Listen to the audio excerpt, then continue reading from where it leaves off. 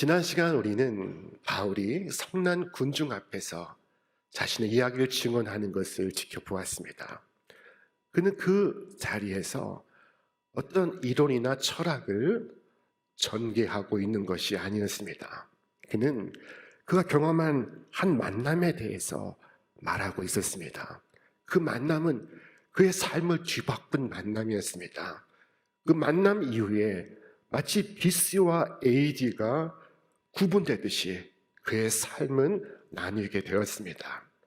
자, 바울이 말하고 있습니다. 나는 당신들과 같소. 당신들과 함께 자란 사람이요. 당신들과 같은 사람이요. 당신들과 함께 율법 교육을 받았으며 하나님을 향한 열심도 당신들과 같소. 지금 바울은 나는 당신들과 같습니다. 다른 것이 하나도 없습니다. 예수를 핍박했던 것까지 같습니다. 여러분이 지금 예수 믿는 사람을 핍박하고 있지만은 나도 지금의 당신들과 같이 예수 믿는 사람을 핍박하던 자였습니다. 나는 그때 공문을 받아서 다메섹으로 달려가 예수 믿는 사람을 체포하려 하고 있었습니다. 그런데 갑자기 태양빛보다 강렬한 빛이 나를 둘러 비추었고 나는 땅에 엎드러졌습니다. 그때 나는 한 음성을 듣게 되었습니다.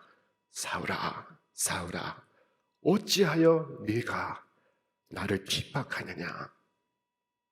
바울은 지금 지난날 그가 다메섹 도상에서 만난 예수님을 말하고 있습니다. 그러나 그의 의도는 단순히 지난 사건을 추억하고자 함이 아니었습니다. 그의 의도는 당신들도 이 예수를 믿으십시오. 이 예수를 믿으면 이것이 의미하는 바를 다 알게 될 것이요. 내게 주신 이 놀라운 은혜를 당신들도 경험하게 될 것이요. 라고 말하고자 함이었습니다. 그런데 오늘 본문에 보면은 그는 이 말을 하지 못했습니다. 이 말을 꺼내야 할 그 순간에 군중들이 그의 말을 중단시켰습니다. 저희가 듣다가 바울의 말을 중단시키고 고함을 치고 소리를 지르면서 이러한 자는 세상에서 없이 하자 라고 소리를 쳤습니다. 살려둘 자가 아니라 하고 외치고는 옷을 벗어 던지고 티끌을 날렸습니다. 자, 우리 말씀 같이 읽겠습니다. 떠들며 옷을 벗어 던지고 티끌을 공중에 날리니. 여러분, 이 옷을 벗어 던졌다. 그리고 티끌을 날렸다. 이것은 그들의 극도의 분노를 표현하는 것입니다. 유대인들이 이러한 행동을 했다는 것은 지금 바울 향한 분노를 표시하는 것이며 이제 그를 치겠다는 것을 보여주는 것입니다. 자, 그에게 막 달려들려고 하는 그 순간입니다. 지금 스데반이 죽을 때의 상황과 똑같습니다. 아마도 그 자리에는 이 바울의 설교를 듣고 감화를 받은 사람도 있었을 것입니다. 그의 증언을 들으면서 마음을 열고 예수님을 영접하고자 하는 이들도 있었을 것입니다. 똑같은 복음을 듣고 있는데 한쪽에선 조용히 마음을 열고 구주를 영접하는 사람이 있는가 반면에 다른 한쪽에서는 예수를 영접하지 아니하고 사도 바울을 죽이겠다 하는 사람도 있습니다. 복음에는 이처럼 심판적 요소가 있습니다. 복음이 전해질 때 누구는 그것을 은혜로 듣는가 반면에 은혜를 받는 반면에 또 누구는 더 완악해지고 더 강포해지고 더 악해지는 것입니다. 그래서 하나님의 말씀을 전하는 사도 바울을 죽이겠다고 결심을 합니다. 무슨 말을 더 듣고자 하지 않습니다. 그들은 소리질러 외치기를 이러한 자는 세상에서 없애버리자, 살려둘 자가 아니라 떠들며 옷을 벗어 던지고 라고 말씀하고 있습니다. 스데반이 순교할 때 상황이 꼭 이와 같았습니다. 그때 옷을 벗어 던진 사람들의 그 옷가지를 지켜준 이가 바로 지금의 사도 바울입니다. 자, 상황이 이렇게 급박하게 펼쳐지자 천부장이 개입했습니다. 우리 말씀 같이 읽겠습니다.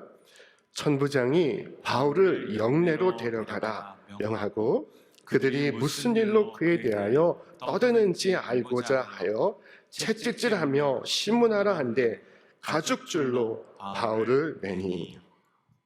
천부장이 진상을 알기 위해 그리고 흥분한 군중들을 가라앉히기 위하여 바울에게 매질을 지시합니다. 자, 그러자 백부장이 바울을 먼저 가죽줄로 묶습니다. 그에게 채찍을 가하기 전에 그를 먼저 묶는 것입니다. 천부장이 명령을 하고 백부장이 시행을 합니다. 자, 그때 바울이 이 백부장에게 이처럼 말하는 것이었습니다. 바울이 곁에 서 있는 백부장에게 이르되 너희가 로마 시민된 자를 죄도 정하지 아니하고 채찍질할 수 있느냐?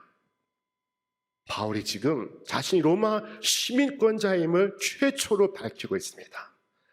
이전에는 밝힌 적이 없습니다. 지금 밝히고 있는 것입니다. 우리가 아는 바울은 세 개의 시민권을 갖고 있습니다. 첫째는 그는 바로 천국의 시민권을 갖고 있습니다. 그는 저 하늘나라의 시민입니다.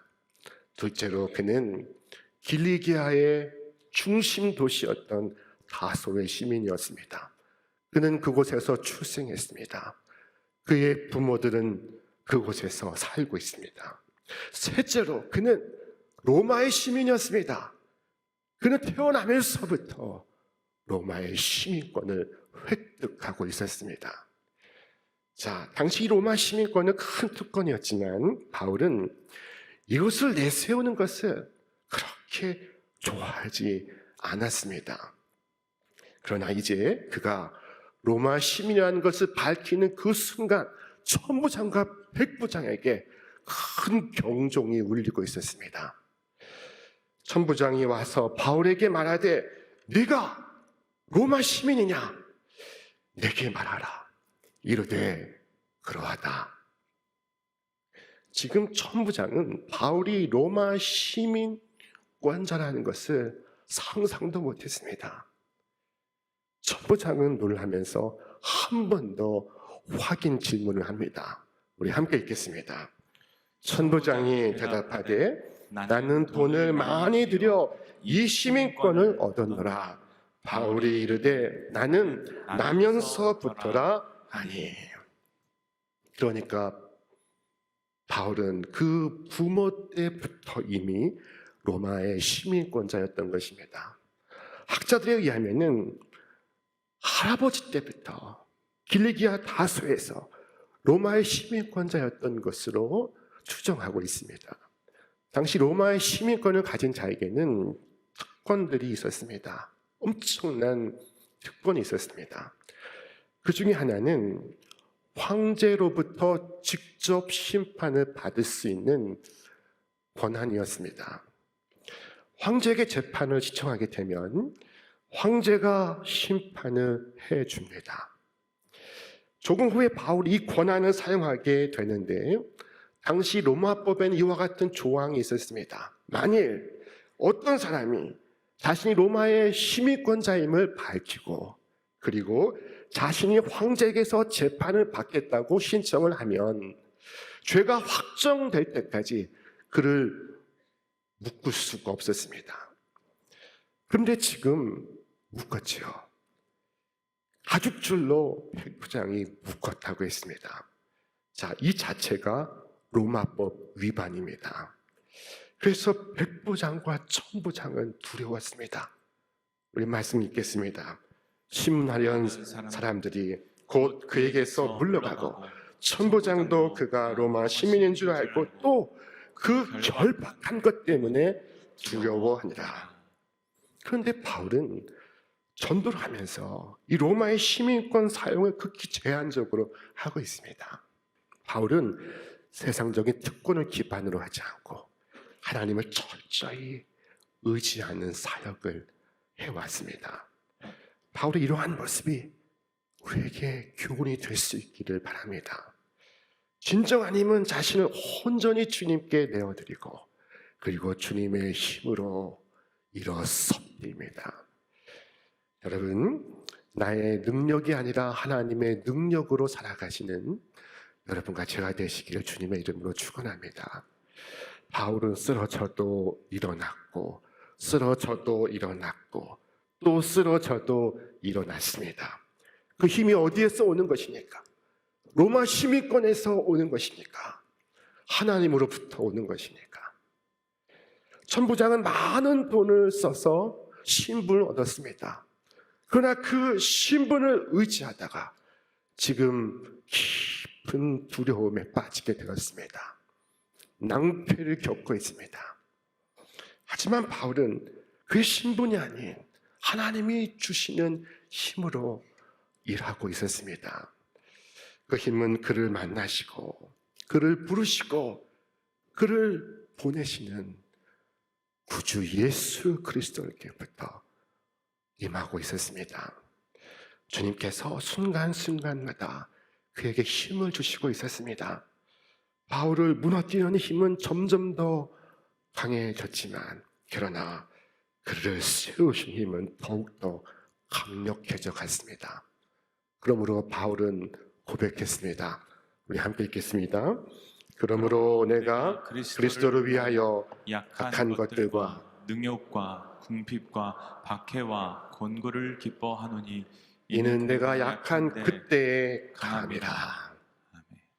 위기가 오지만 바울은 그 위기를 이기고 또 위기가 오지만 바울은 또 그 위기를 이겼습니다.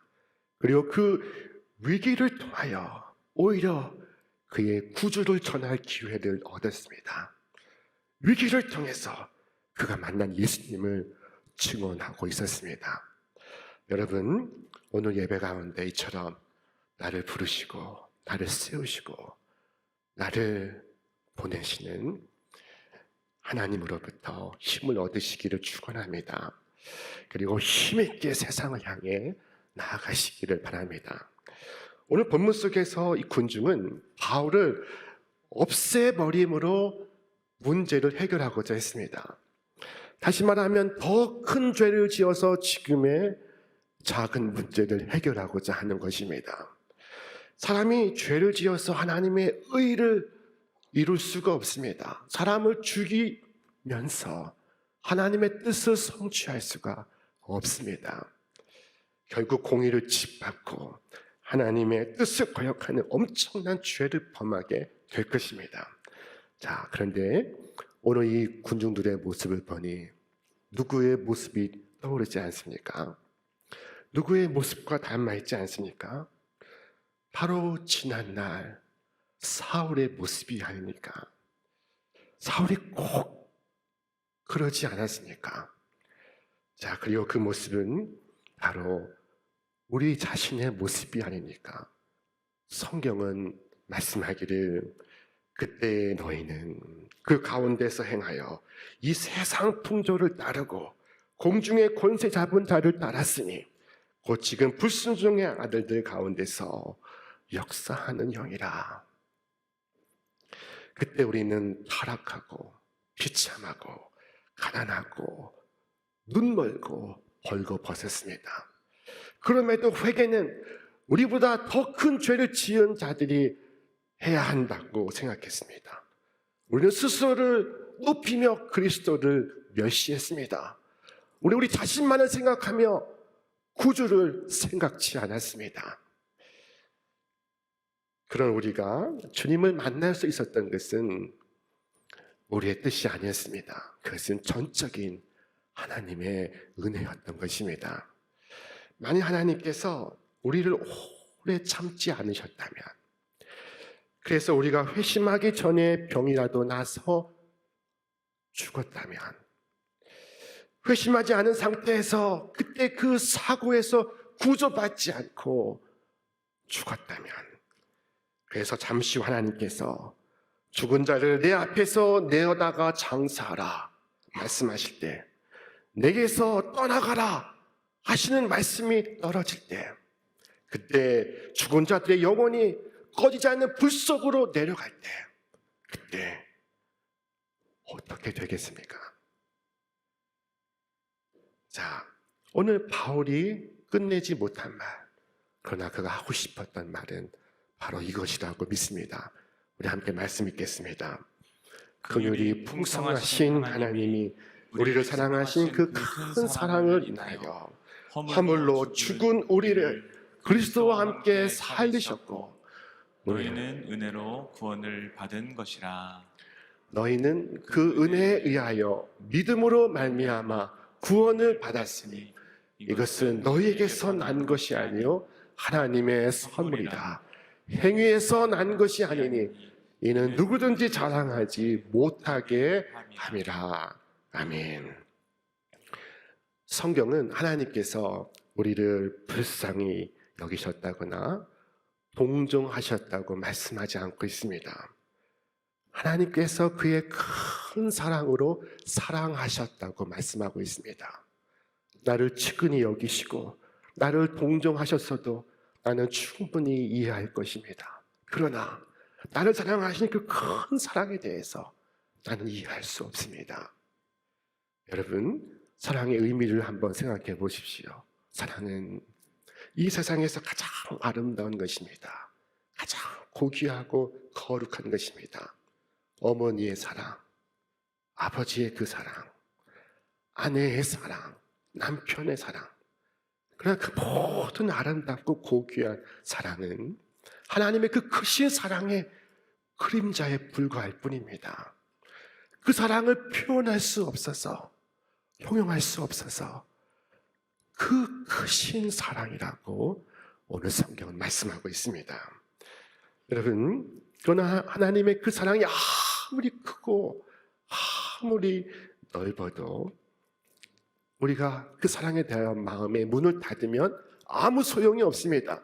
이것은 마치 태평양 그 넓은 바다에 한 병이 떠 있는데 이 병의 마개가 굳게 닫혀 있어서 10년을 떠 있어도 그 병 속에 물이 들지 못하는 것과 같습니다. 여러분, 이 시간 하나님께서 그 크신 사랑으로 나를 사랑하심을 깊이 깨닫게 되기를 바랍니다. 그래서 나 자신의 완고함을 버리고 강팍함을 면하시기를 바랍니다.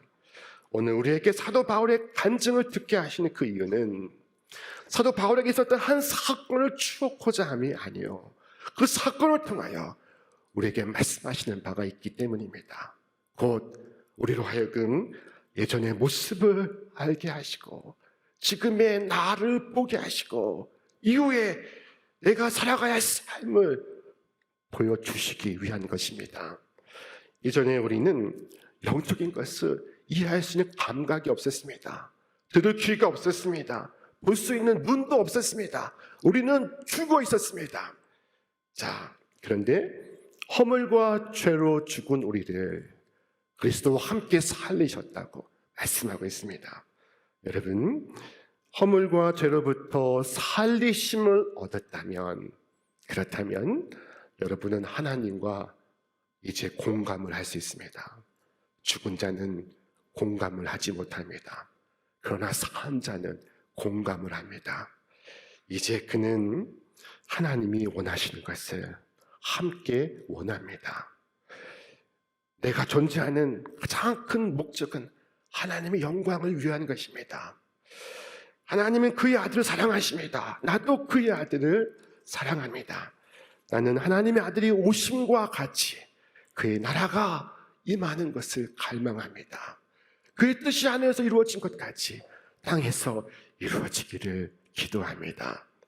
나는 그가 기뻐하시는 거룩함을 열망합니다. 나는 평탄한 길은 아니지만 하나님께서 친히 보여주시는 길을 걷기를 다짐합니다. 여러분, 아직 이 중에서 회심하지 못하신 분이 있습니까? 여러분이 지금 이 순간까지 어떤 자였든지 간에 하나님을 멸시하는 자였든 혹은 신앙이 없는 자였든 신성 모독하는 자였든 죄악을 계속 범하는 자였든 혹은 그 범한 죄악으로 지금 지옥을 체험하는 자이든 하나님은 우리에게 말씀하시고 있습니다. 우리 함께 읽겠습니다. 오라 우리가 서로 변론하자. 너희의 죄가 주홍 같을지라도 눈과 같이 희어질 것이요 진홍같이 붉을지라도 양털같이 희게 되리라. 우리 구주 예수는 말씀하시기를 나에게 오는 자는 내가 결단코 내어 쫓지 아니하리라 말씀하셨습니다. 지금의 모습 그대로 오시길 바랍니다. 빈손으로 파산한 모습으로 굶주린 죄인으로 나와 주님을 만나시길 바랍니다. 그리하여 그 놀라운 구원의 은혜를 체험하며 평생에 증언하며 살아가시길 바랍니다. 혹시 여기에 낙심해 있는 분이 계십니까? 우리가 죄 가운데 죽어 있을 때에도 하나님이 그 크신 사랑으로 우리를 사랑하셨다면 하나님께서 우리를 멸망하도록 내버려 두시겠습니까? 혹시 사업 실패로 자포자기하는 분이 있습니까? 하나님께서 죄 가운데 죽었을 때도 여러분을 사랑하셨는데 하나님께서 지금 여러분을 죽게 내버려 두시겠습니까? 죄 가운데 죽어 있을 때에도 사랑하셨다면 하나님께서 여러분을 위하여 그 무엇을 행하시지 아니하시겠습니까? 땅이 메말라서 말 못하는 입을 벌릴 때 하나님께서는 단비를 주셨습니다. 하나님 말 못하는 가축을 위해서도 음식을 주십니다. 그런데 자기 사랑하는 아들의 이름으로 간구하는 자에게 하나님께서 응답하시지 않으시겠습니까? 우리가 부패했을 때도 사랑하셨는데 지금 하늘의 상속자가 되고 날로 더 거룩해져 가는 오늘 우리 성도의 간청에 응답하지 않으시겠습니까? 여러분, 마음속에서 일어나는 모든 불안과 모든 불신을 버리시기를 바랍니다. 죄와 허물로 죽은 나를 살리신 그 은혜의 지극히 풍성함을 오고 오는 세대에 증언하며 구주 예수의 증인되어 살아가시는 여러분과 제가 되시기를 주님의 이름으로 축원합니다.